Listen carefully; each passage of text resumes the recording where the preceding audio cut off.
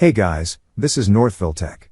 In this video, we're going to learn how to set up auto reload on your Starbucks card. Open the website starbucks.com, then click Sign In. Now, sign in with your username or email address and password. Once you're signed in, you will see an option for Account at the top right side of the screen.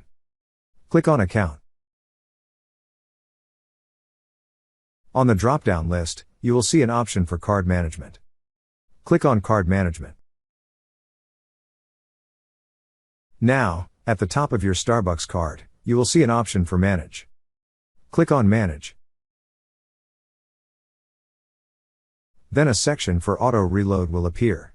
Beside it, you will see Turn On button. Click on Turn On. Now, select the reload amount, balance, and the payment method. If you haven't added a payment method, select Add Credit Card, then click on Continue. You could also pay via PayPal.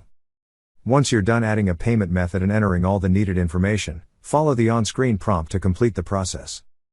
That's how you set up auto reload on your Starbucks card. Thank you so much guys for watching, and if you have not yet subscribed to our YouTube channel, please subscribe to our YouTube channel as we create tech videos almost every day.